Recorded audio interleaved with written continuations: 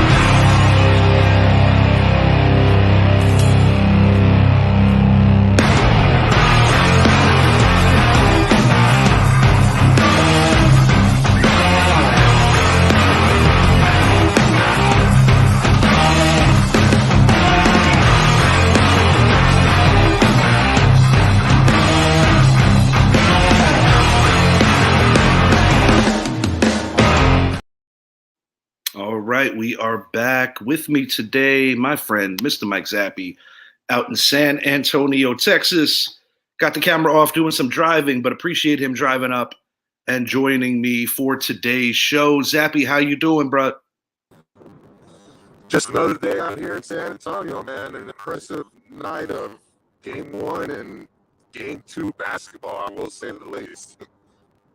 Zap, we're getting some wicked feedback from your location. I'm going to ask you to see if we can work on that. Big day in the sports world yesterday. I do want to start here, though, with the Tom Brady roast. I gave people a few more hours to see if they caught it.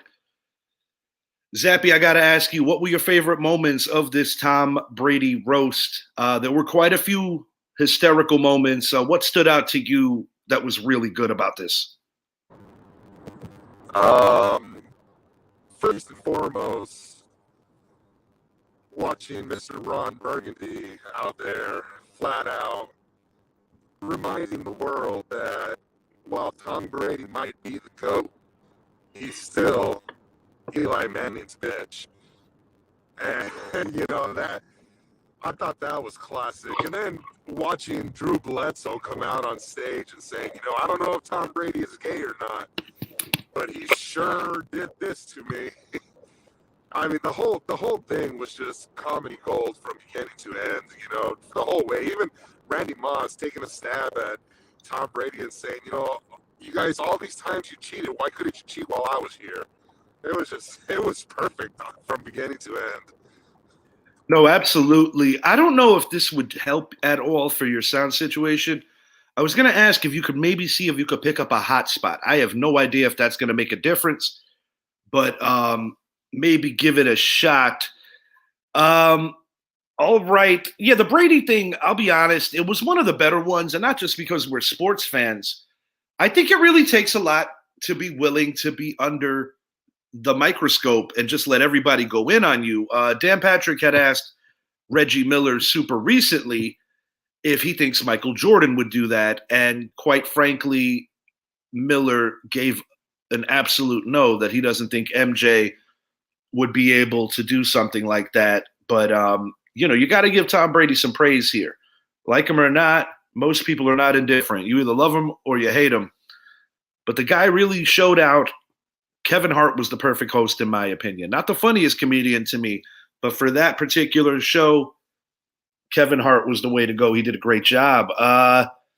Gonna hit on my New York Knicks last night, picking up a much-needed Game 1 victory against the rival Indiana Pacers, rivals going back all the way to the 1990s, where they played damn near every season during the playoffs. Ante DiVincenzo undeniably gets just the praise that is necessary. This man, it was a flop. I'm not going to say it wasn't. And I'm not going to say that in today's NBA it's not a call because the offensive player was moving on that screen, but I'm sorry. For that vital moment of a game, even as a Knicks fan, I don't like that call.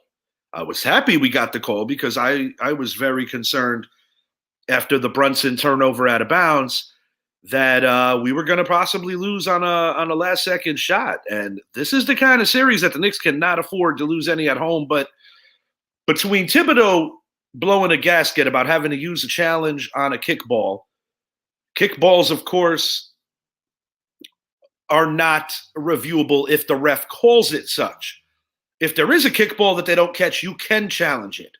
In Indy's case, unfortunately for them, they were not able to challenge because it was not a kickball.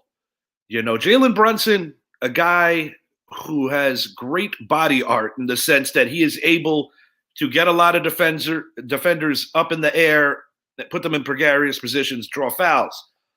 But my bottom line here, while I'm thankful the Knicks won, they absolutely have to be better in terms of taking care of the basketball. A 2-1 differential in Knicks turnovers, a 2-1 differential in points scored off of Knicks turnovers.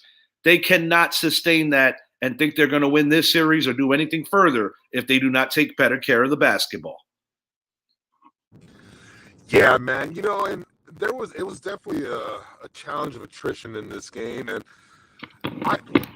Dante did a great job in that flop. You can't discredit the fact that right before that flop, he did make a huge 3-point shot to give the Knicks a 3-point lead, and leading up to a series of events that is how we saw the game unfold with the intentional foul on Jalen Brunson and gave him one free throw and the possession back, and it just changed the whole trajectory of the game, especially the last few minutes. But I mean, nevertheless, the game is what the game is today. If we would have seen these two battling back in the 90s, we would have seen Reggie Miller running through a wall or something like that, and they would have let the play go on. But now we have entered the era why I've been arguing so many times on my cases as far as GOATs and all. But this is the era we live in, and unfortunately, the flopping, while they say it was a finable foul or whatever, they shouldn't have called it. I didn't like it. I don't have an issue with them making the call if they're making that call during the game. I think what I found most comical about the officiating on both sides is that I felt some of the more physical fouls around the basket were ignored, where some of the softer ones were called with the quickness. All in all, I give the referees a very bad grade on that game. It benefited my team more than it benefited Indiana. And while bad call or not, I want to take the W, and no, I don't have any interest in giving it back to the Pacers. What I will say is the Isaiah Hartenstein 48-point-whatever-foot three-pointer before the half ends up being so much more vital than anyone would have thought when that miracle shot went up just before the half. That was incredible. Yeah, that was pretty incredible. I finally got to see the replay of it last night because I had missed that shot, and I was just mind blown. I was like, this dude made it look like he does it all the time. Another play that was actually the right call.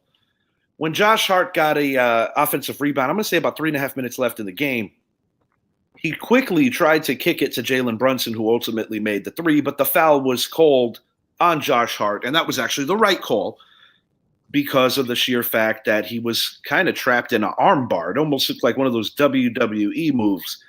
I can't say enough about Josh Hart on the glass, his tenacity, his overall hustle plays. But my frustration, even with him, late in games, between he and Brunson, although he dropped 43, jumping Michael Jordan for most consecutive 40-point games in the playoffs, while he was awesome on offense, he was reckless. And I'm like, guys, how long is it going to take you to figure out how to make the integral inbound passes in the final minutes of games? The Knicks, this has been an issue all year, putting games away with the simplicity of getting the inbound pass in.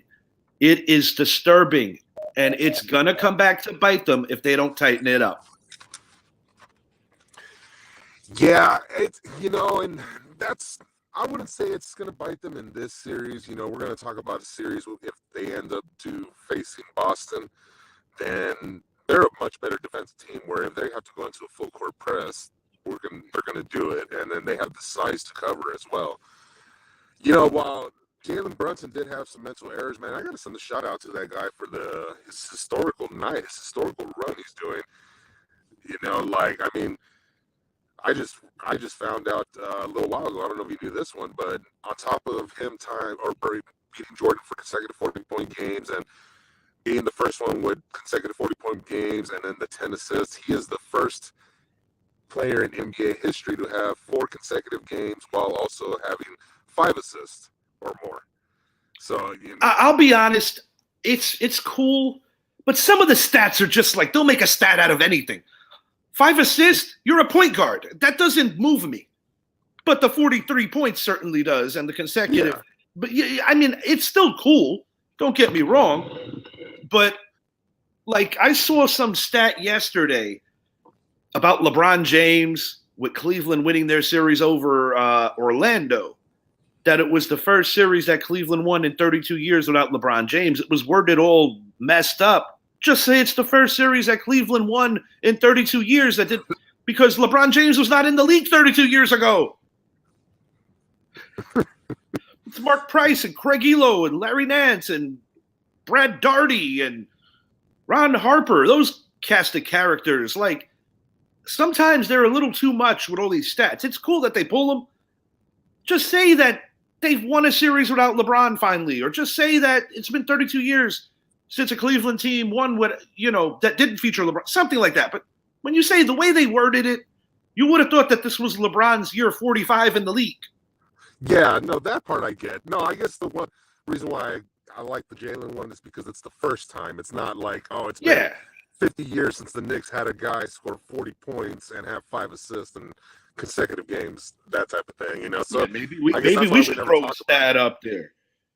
If LeBron should win with a less talented team all the way, we could be like, hey, this is the first time that LeBron James won without Kyrie or D Wade or AD, or this is the first time LeBron failed without a dream team of 5 years earlier, like when he put together the Avengers and they managed to miss the playoffs in a league that allows play-in tournaments.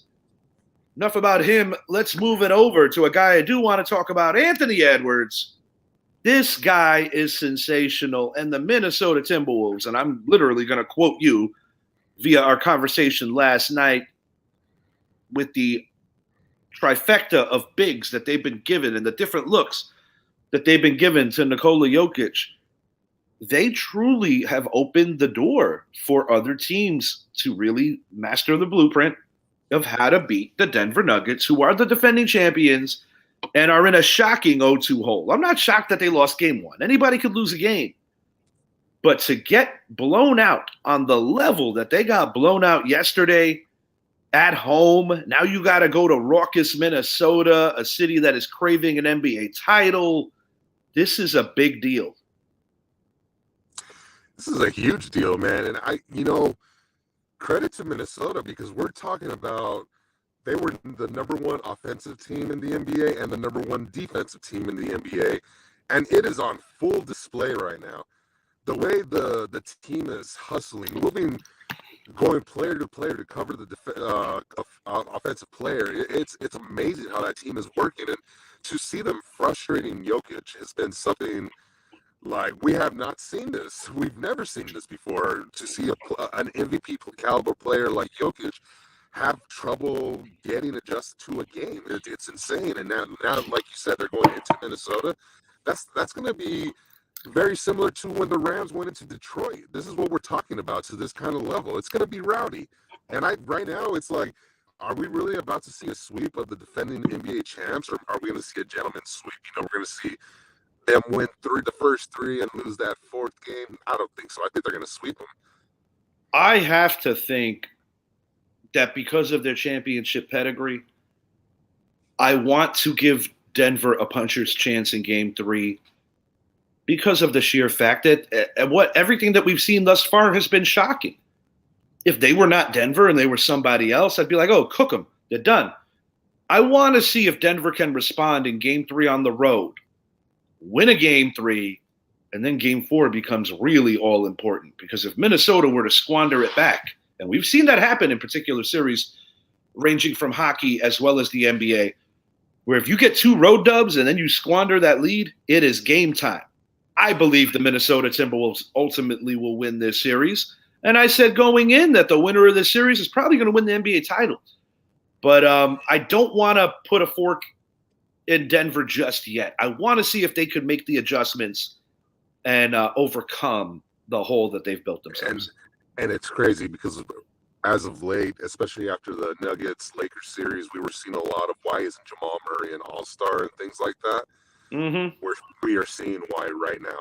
Yes, that's a good point. A defensive-minded team on him, he looks lost on the court right now, on top of Jokic. So it's just this well-coached defensive, offensive team that is working like a team. And whenever you have to worry about a Karl-Anthony Towns that can post you up or spot up from outside, he calls himself the best big man three-point shooter. He's showing it. He's absolutely showing it. But Jamal Murray is the one that really needs to come to life, because until he figures this out, it's just going to be struggles for Jokic on top of it. I have no choice but to agree with you. And I think the most shocking thing, I can't speak for you, but I'm willing to bet you share a similar sentiment, is when you see Jokic just so ineffective in the way you worded it, somewhat lost and just looking like just punch drunk almost, It's not something that I've become used to seeing happen to a guy like that. And last year, Joel Embiid got all the jeers for having a crummy playoffs after putting up an MVP caliber season, and him being considered, if not the best, the second best center in today's NBA. Jokic might be hearing those jeers this year, playing the same position and coming up small, but I don't think it's a Jokic thing. I think it's more of a credit to the phenomenal coaching. And how wild is it that you don't even have the best mobility as a coach because you're coming off knee surgery? And you're how does your team not rally around that? You're like, wow, this guy's getting after it. He's on crutches. He's lighting us up. It's hard not to want to run through a wall for a situation as rare as that. And I'll tell you, man, I remember the Minnesota Timberwolves when they first came in the league. I remember the Minnesota Timberwolves when they got their first stroke of what they thought was draft luck, when they were able to put together a Stephon Marbury and a Kevin Garnett. Unfortunately, they just didn't get along. They were both immature and young. Garnett ultimately won a championship later in his career with the Celtics. Marbury put together quite a statistical career, but never did have the success of winning. He was in the house at MSG yesterday, and one thing I did enjoy is that you see a lot of old timers that have become fans. They're not worried about their egos. They're not worried about what they did for the Knicks or whatever. They are literally fans. Yesterday was not Stephon Marbury, the ball player, the guy who redefined himself, went to China and made a lot of money, and also made a lot of, how would you say, rewriting his story, so to speak. Yesterday, you saw the kid from Coney Island just loving his favorite team, and that was pretty damn cool. that I was going to make mention of that. I think it's, Spike Lee, great job. You talk about Knicks fans, he's going to be at every Knicks game. Absolutely. But it annoys me that you're seeing the likes of other individuals. Fat Joe was there. Bro, and Fat Joe never gave two shits about basketball. I know, and I'm like, come on, guys. Where are the real fans? Like, focusing on the Spike Lees, the guys that go through all the rough, the Richie Hicks, those guys. I'm like, yeah, it's cool the celebrities are there, but they're not there during the bad times. I'm not hating on Joe for taking advantage of his celebrity stature to enjoy some great basketball. But I mean, dude, even the lyrics, Flo Joe, he was like, never loved ball, so to hell with the Rucker. 50 is a certified basketball fan. I'll pay more attention to him being a real fan. And he was there too. He was right there 2 seats away from Fat Joe. I guess it's kind of nice to see that after these two had such a horrific beef about a decade and a half ago or so, that they more than made peace. And I don't have any bad for Fat Joe. It's just that, to your point, especially from the outsiders, it is a little comical that he's jumping on the Nick wagon because, as many people know, he was not to be seen on that level. Oddly enough, I did run into Fat Joe at a Knicks game against the Spurs post Ewing. But I'm sorry, I hear you, though. It's not the same. Like a Tracy Morgan, that caliber of celebrity fan. It's not the same. I understand what you mean. But I will say that the way that they infiltrate other arenas, those are the fans. That's the backbone of the fan base. Oh, the way that those teams infiltrate other people's arenas. We saw it in Philly, the Philly ownership, buying up about 2,000 seats to prevent Knicks fans from having more. And I got news for you. I want to say this before I move it along. Philly considers themselves a big-time sports town. And when you have to resort to buying up tickets to keep your rival away from your arena, you dropped a couple of pegs in my eyes. I don't think Boston ever has to worry about doing some shit like that. You could make fun of the Lakers all you want about their star-studded situation in terms of fandom. That would never happen at a Laker game either. I think you could even what I saw Philly do, that reminded me of the flavor of the month a couple of years back. That would, of course, be the Brooklyn Nets. Those fans retreated and came back to the Knicks asking for forgiveness. Brooklyn was the hot flavor for a little while. Jay-Z and the Russian billionaire bringing a team back to Brooklyn, which I must admit is pretty cool. But once KD and that big three all departed, so did the fans. And the thing that bothers me is that some of those fans dipped on the Knicks when times were hard. And for me as a fan, you can keep them, Brooklyn. That is unforgivable. I don't want them back. Because never forget, Brooklyn, originally New York Nets, ABA, Dr. J era. Nothing but respect for that era of that team's history, the Nets. But I grew to hate that team when they played in New Jersey. I'm talking about the late, great Drazen Petrovic. I'm talking about Derek Coleman and Kenny Anderson, originally from Queens, by the way. Kenny Anderson was a hell of a ball player, but I hated them. Now they come to New York and get them. No, sir. No, sir. Gonna leave the Mecca to go to Barclays. So you should be ashamed of yourselves. I had to, bro. I'm sorry. Any chance I get to take a shout out, good friend of mine, Mark Tarrant. I'll tell you why. This dude's a real Nets fan. He's from Queens. He's probably old enough to say that he remembers the ABA days when they played in Uniondale, things of that nature. More power to you, Mark. You're a real Nets fan. I got no issue with that. If he has a Keith Van Horn jersey, then I know he's a real Nets fan. Oh, he probably goes back further than that, no question. One of the best fans I ever conversed with. He actually lives in Atlanta, but shout out to you, sir. I respect your fandom. Can't speak for what you think about this Barclays flavor of the month stuff, but I don't care who you root for. Don't go dipping out on your team like that, especially in the same city. That's just all kinds of ugly. That'd be like me leaving the G-Men when Parcells was with the Jets and they were better than us for a little while. That's inexcusable. We're going to move it over to the ice. We've got the Boston Bruins, and Zappy called this off air. I got to give Zappy his due here. Zappy said that these guys were going to fly out of that grueling 7-game series with their rivals, the Maple Leafs, and steal game 1 and look good doing it. Zappy checked all the boxes on the way this was going to go. Got to give him credit. I'm going to say this. The things that the Tampa Bay Lightning could not capitalize on in that series against the Florida Panthers is exactly the stuff that the Boston Bruins are capitalizing on. And I'll tell you what, if the Panthers don't wake up and square this up at 2, this could be a short series, and we might very well get a Boston-New York ECF in hockey. Yeah, I mean, I've had Boston, New York this whole time in the ECF. You look at both teams, Boston right now, they're having a similar type of run that Minnesota's having in the NBA, being the only undefeated teams for their respective sport in the playoff. But to see how Boston overcame,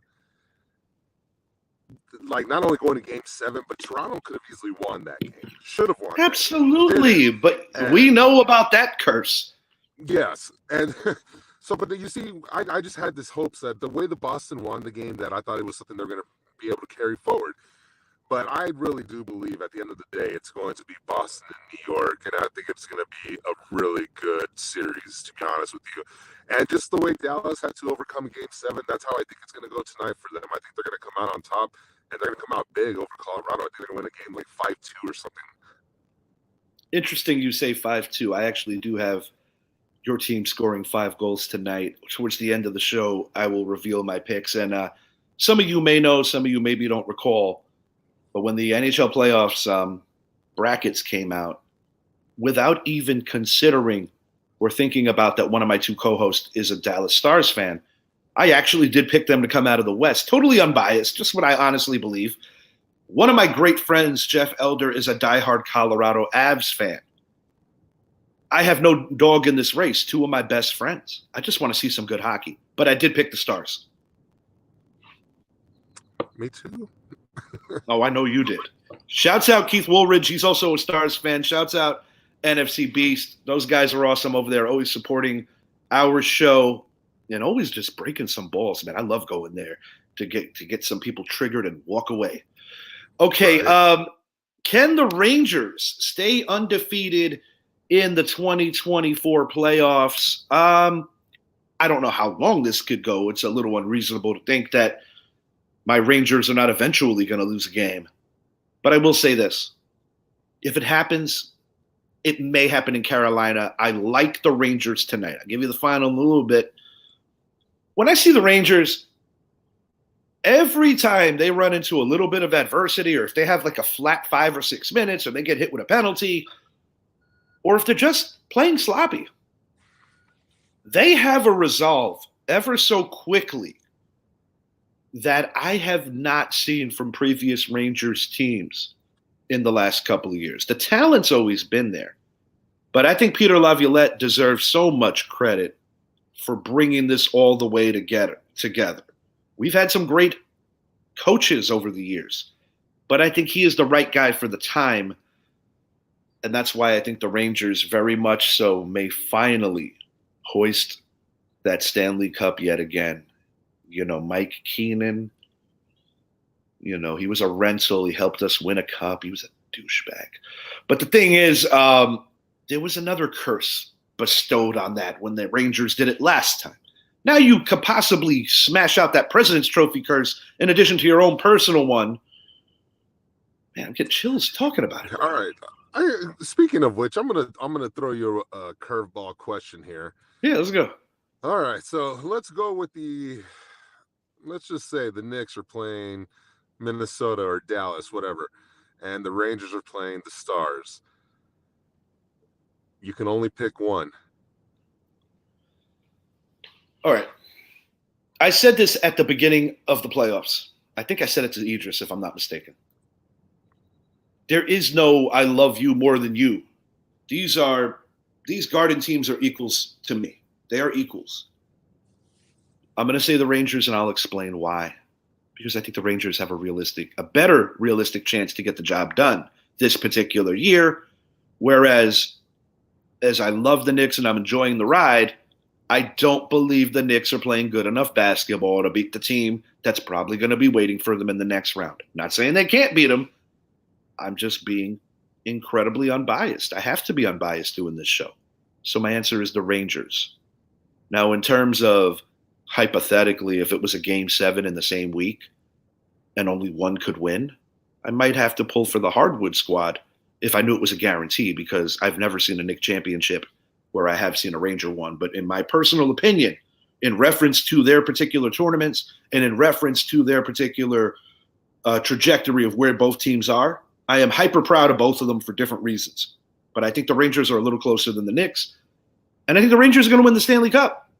Whereas with the Knicks, I think our story ends in the ECF, and I'm still very proud of them because I don't think our story's done. I just think that we're not going to win it this year. Prove me wrong, Knicks. I want to see that.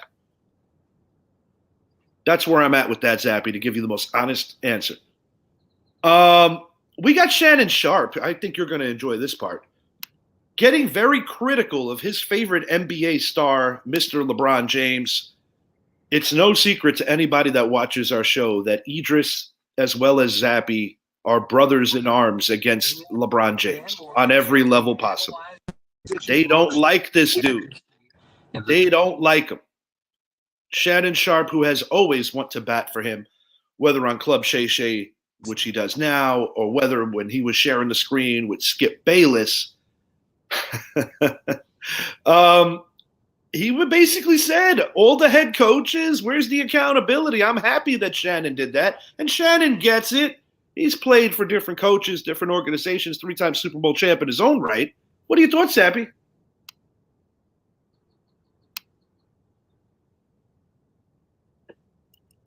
You hear me, bud?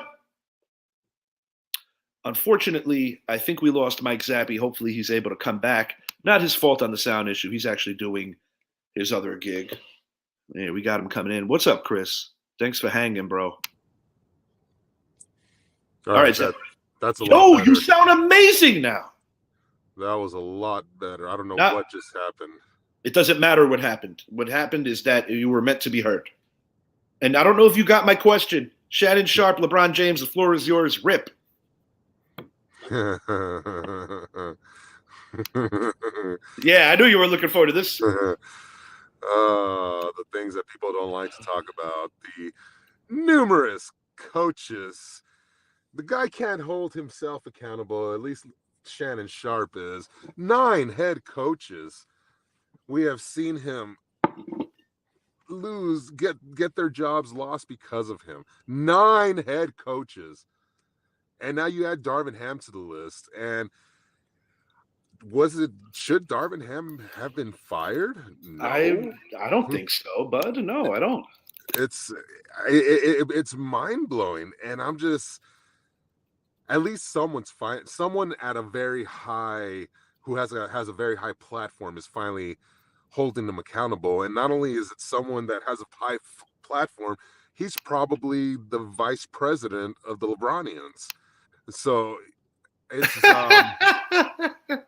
what do you say? No. No, I just someone's got to hold him accountable, and I'm happy Shannon Sharp is, but is it enough? Is it going to stop? No, it's not going to stop. We're still waiting for, is he going to opt out? Is he going to come back to LA? Is he going to have a say on who the next coach is in LA before he makes his decision whether he's going to opt out or not? There's a lot of variables that are going into this right now. I got to give a shout out to Charles Barkley since we're talking about Club Shay Shay. He recently was on Club Shay Shay with Shannon, spitting some jewels, but also spitting some fire at Skip Bayless. I really enjoy the fact that Charles is just one of the most honest athletes going back to his playing days, now as a commentator for Turner Sports. He basically said, this is a privilege what we do. We're former jocks. There's a lot of former jocks, but they don't have our gig. And he flat out said, I will be critical of ball players. I will be comical about ball players, but I will not tear them down on the personal levels.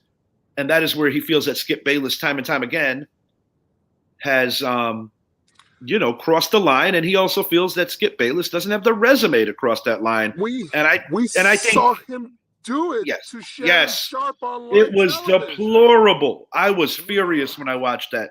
And Shannon Sharp, dude, real talk, man. Shannon Sharp is one of the genuine good guys. Gentleman through and through. Just knowing his story, how you could not be a fan of that guy, growing up the way he did, separating what a role model is versus that's what you do. Because his role model was in house. His role model was his brother Sterling. His Hall of Fame speech, which I have revisited over the years, you recently sent it to me over the weekend. Very emotional, one of the best Hall of Fame speeches of all time. And just a class act. His first Super Bowl ring he gave to his brother because he beat his brother's former team, and he knows that were it not for a fateful day in Tampa, or actually I think that game was played in Green Bay. Point is, he got hurt against the Bucks. His career was over, talking about Sterling, and Sterling was on a trajectory neck and neck, no pun intended, with Jerry Rice during that time. And we'll never truly know just how great Sterling Sharp would have been, but I think we have some good ideas. And the fact that man's not in the Hall of Fame over a 7-year career pisses me off. But Shannon gave him his first Super Bowl ring when he beat the Green Bay Packers, and just basically gave all the credit to him. And I think it takes a real unselfish human and a guy who really gets it to be that kind of person. Yeah, there's no question about it, because, man, that's what these players play for, to be able to once hoist the Lombardi and own one of those rings. And for Shannon to do something like that, I mean, it just speaks levels about the kind of character this guy has. And while the guy might have some of the most distasteful things I've heard that he says about Dallas, they're true. He's a Stephen A. kind of guy. He'll own what he says and things like that. But when it's time to be a man, the dude is one of the best men out there. There's no Yeah, question I got nothing but respect for Shannon. I always had it when he was a player. I have it even more now that he's transitioned into the broadcasting world. I like that he bet on himself. I like that he stood up for himself and walked away from a very toxic situation. And I'll be honest, that show lost a lot when he decided to do his own thing, which he was already cooking up prior to leaving Skip. And Skip pushed him away. It wasn't that he left him in the middle of the night, so to speak. Skip was wrong on so many levels. These are my picks for tonight's games. I've got my Rangers 4-2 over the Hurricanes. I've got the Dallas Stars, your Dallas Stars, winning 5-4 over the Avs. I think it's going to be 5-3, and the Avs get a advantage goal where they put on an extra skate or pull their goalie. I've got the Cavs losing by 22 to the Seas, and I've got the Dallas Mavericks by 5 over the Oklahoma City Thunder. I believe that while OKC is a cool little story and they have a nice little future in front of them, I don't believe that this is their time. Going into the playoffs, I predicted Dallas would make the conference finals playing Denver. That team might end up being Minnesota, but I do have Dallas making it. And Luka Kyrie right now. After the first year, I was like, uh-oh, this isn't working. I think both of them really took a step back and have demanded some excellence out of each other, and it's been working now. And Dallas Mavericks, while they're not anybody's favorite to come out of the West, do not sleep on them. Yeah, I'll start. Where am I going to start? Okay, so for tonight's games, yeah, you already know I took the Stars. I'm taking the Rangers. If there was a game I thought the Rangers would have lost in this series, I thought it would have been game 1. But you guys look good. I think you guys will come out much better today and kind of win this one running away. Probably be tied going into the third period, and then you guys score 2 goals in the third type of thing. But as far as tonight's games go, hey, I'm going to say what my son said. Boston is supposed to win this series, but the way Donovan Mitchell is playing right now, that any type of complacency by this Boston team, then Cleveland's going to sneak out of this series with the W. My son is taking Cleveland to upset Boston. And that's why I was calling you the other day, because I wanted you to hear his predictions. He gave a very, very, very good explanation why. And I was like, all right, man, I respect that. And I hope he's right. then I asked him, so who do you think is going to win game one? He's like, oh, Boston's going to destroy him on game one just because Cleveland's going to be tired from game seven. But he likes what he's seen out of Cleveland. And then as far as Dallas goes, man, this is going to be a fun series because we see what Minnesota is doing, and I expected more out of them because I look at Oklahoma City and I'm like, all right, yeah, you have Shea, but then who else is going to help him? Chet Holmgren?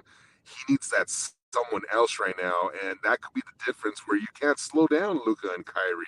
They clearly showed they needed an offseason together to make it work. They're combining for 80 points tonight. I'm going on record and saying it right now. Those two are combining for 80 points tonight. Dang, that's, I would say 70, 80. That's. Do you see my final? 107. That's saying a lot right now. That is saying a lot. I think Dallas is going to sneak away tonight and be able to steal game one. But if OKC comes out looking like Minnesota does against Denver, then hey, maybe it's just a changing of the guard, and we're watching the rise of the next big rivalry in the NBA in the Western Conference. No, the Western Conference has a lot of new teams, and it's good for the league. Nobody, unless if you're a fan of those teams, particularly wants your dynasty. Like we saw it with Golden State and Cleveland every friggin' year. I was getting tired of seeing Golden State whip their ass. Were it not for Draymond Green getting suspended, they don't lose that other series, and they probably go down as the greatest team of all time, who we usually view as the Chicago Bulls, a team whose regular season record they crushed, but we're not able to seal the deal. Before we get out of here, final thing here. Reggie Miller asking Knicks fans to bring it. He will be in the building tomorrow working for Turner Sports. I'm going to be honest, man. Yes, I'm a diehard Knicks fan. Yes, Reggie Miller literally made me cry one time. Literally made me cry one time. We split 6 hard-fought series in the Miller-Ewing eras. The Pacers won a 4th series post-Reggie Miller. This is the Carmelo Anthony era for the Knicks. And the Knicks look to make it 4-4 right now. What I love about Reggie Miller, even though he was a Knick killer and even though he was a visitor, he has so much high reverence for Knicks fans, what they bring, what that rivalry meant about 2 completely different places in the world. I remember in the Post and in all the big New York media, all the papers, it used to be Knicks versus Hicks. That's what they called the series. John Starks, Reggie Miller getting under him, Starks with the headbutt. Oakley and Ewing looked like they were literally going to commit a homicide on the court against John Starks. And you talked about that pick earlier, running through a screen and how they get flopped out, like a real flop, like a pancake, going through mountains. Those mountains were Mount Mason, rest in peace, and Mount Oakley. Those were 2 guys that you did not want to fuck with. Woo! I love this series. I love this rivalry. No, it's not exactly what we saw before. The rules are a lot different, but it is cool to see that kind of intensity with these 2 teams this many years later.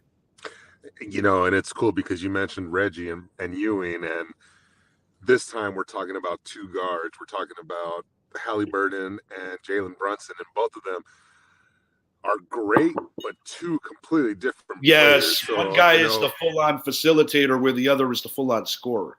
Mm-hmm. And I love it. Where it's a series that we're not going to just see this year. We're going to probably see this battle 3-4 more times and down the road, or at least you would hope you do, just because for historical reasons. But yeah, I love it, man. I absolutely love watching this series right now. And for Reggie to call out the fans that were louder in Game 6 in Philly, louder than they would. Oh, man. Miller basically said on the Dan Patrick show that he hopes that they give him a hard time. And I think that is his way of embracing a rivalry that he has much respect for. And he made it clear, I will not be rooting openly for the Pacers. I am there to call a game. I am there to be fair. I am there to call it as I see it, as I always do. And one thing I will say about Reggie Miller, in that regard, he will keep it true to his word. For Zappy, he is.